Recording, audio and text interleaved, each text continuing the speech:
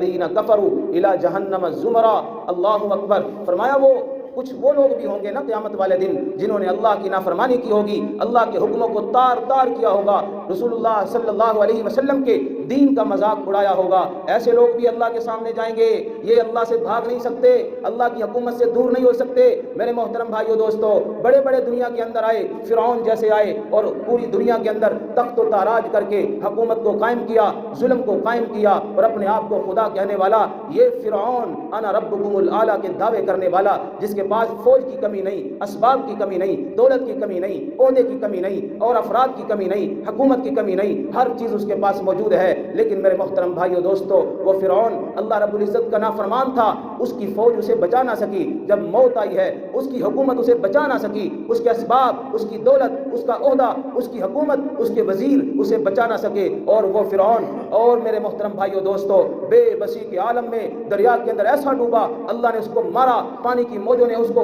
اٹھا کے پھینکا، اور پھر نہ پانی نے اس کو قبول کیا نہ زمین نے اس کو قبول کیا۔ آج مصر کے عجائب گھر میں اس کی لاش آج تک پڑی ہے۔ جو اللہ سے ٹکر لے گا اللہ اس کو عبرت کا نشان بنا دیں گے۔ پھر ایک اور آیا دندناتا ہوا دنیا کے اندر، جس کو لوگ نمرود کے نام سے یاد کرتے ہیں، یہ اللہ کا نافرمان، اللہ کے نافرمان، حضرت ابراہیم علیہ السلام سے ٹکر لینے والا، اور ابراہیم علیہ السلام کو ختم کرنے کے لیے آگ تک جلائی، لوگ سارے کے سارے اس کے ساتھ اس کو سجدہ کرنے والے، یہ لوگوں سے کہتا میں تمہاری ضرورتیں پوری کرتا ہوں، میرے سامنے سجدہ کرو، مجھ سے مانگو میں تمہیں دوں گا۔ اور ایک وقت ایسا آیا اللہ نے اس کے غرور کو خاک میں ملایا اور اس کے دماغ کے اندر ایک لنگڑا مچھر ڈالا، اور اس نے اس کے دماغ کو ایسا ختم کیا کہ اپنے ہی سر میں اس کے میں لوگ جوتا مارتے تھے، وہی سر تھا جو کبھی تکبر سے تخت کے اوپر کھڑا ہوا کرتا تھا، آج اسی تخت پر اللہ نے اس کے سر میں جوتے مروائے اور یوں اس کی موت آئی ہے۔ میرے محترم بھائیو دوستو، جب موت کا وقت مقرر آتا ہے پھر نہ عہدہ بچاتا ہے، نہ پھر امارت بچاتی ہے، نہ پھر وزارت بچاتی ہے، نہ پھر صدارت بچاتی ہے،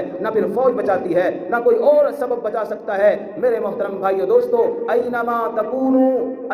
تکونوا یدرککم الموت ولو کنتم فی بروج مشیدہ، کہیں بھی چلے جاؤ کائنات میں بڑے بڑے برجوں میں اپنے ٹھکانے بنا لو اور اللہ کی نظر سے اوجھل ہونے کی کوشش کرو، جب موت کا مقرر وقت آئے گا تو اینما تکونوا یدرککم الموت، موت تمہیں آدھ دبوچے گی، پکڑ لے گی اور ختم کر کے رکھے گی۔ میرے محترم بھائیو دوستو، ایسے بھی نافرمان دنیا میں آئے، ایک اور آیا جس نے دنیا میں جنت بنائی، جنت دنیا کے اندر جنت بنائی کہ میں اللہ کی جنت کے مقابلے میں دنیا میں جنت بناتا ہوں۔ میرے محترم بھائیو دوستو، جنت دیکھنا بھی اس کے نصیب میں نہ تھا، اللہ نے اس کو موت دی ہے، اور جس نے اللہ سے ٹکر لی اللہ نے اس کو